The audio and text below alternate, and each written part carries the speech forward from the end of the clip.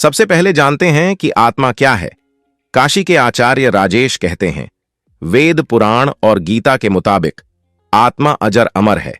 आत्मा एक शरीर धारण करती है और जन्म और मृत्यु का समय व्यतीत होने पर उसे छोड़कर चली जाती है। फिर वह किसी और शरीर को धारण करती है। किसी आत्मा के जीवन का यह चक्र तब तक चलता रहता है जब तक कि उसे मोक्ष नहीं मिल जाता। यह आत्मा सभी के अंदर है, मनुष्य ही नहीं, पशु पक्षी, जीव जंतु में भी।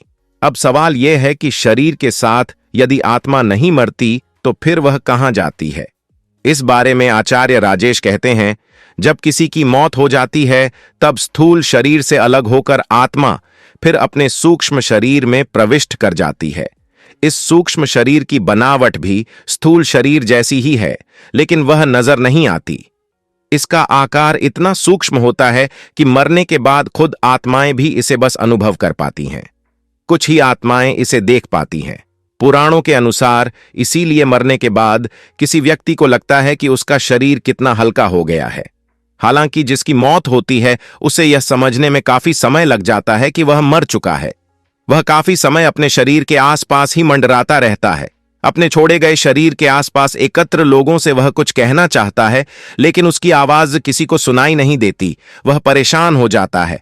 वह चलता फिरता है, अपने हाथ पैर हिलाता है। वह मानता नहीं कि वह मर चुका है। उसे लगता है कि वह शायद सपना देख रहा है। उसका यह भ्रम तब मिटता है जब वह फिर से अपने शरीर में घुसने का प्रयास करता है, लेकिन उसमें सफल नहीं हो पाता। शरीर छोड़ने के बाद कोई आत्मा किस रास्ते यमलोक जाती है? इस सवाल का जवाब देते हैं कर्मकांड के जानकार पटना निवासी संतोष पांडेय शास्त्री।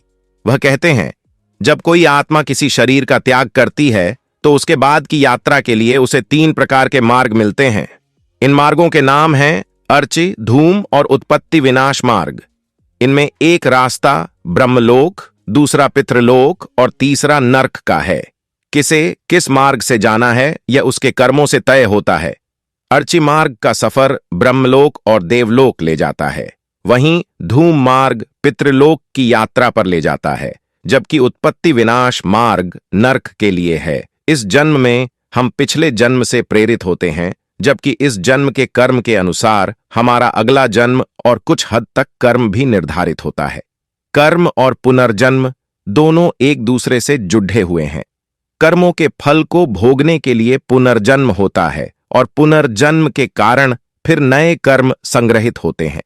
इसे यूं समझिए कि मनुष्य अपने जन्मों के कर्मों के फल का भोग करता है, जिससे वह उनसे मुक्त हो जाता है। इन भोगों से अनुभव प्राप्त करके वह नए जीवन में इनके सुधार के उपाय करता है। अगर आपको जानकारी पसंद आए तो लाइक और सब्सक्राइब जरूर करें।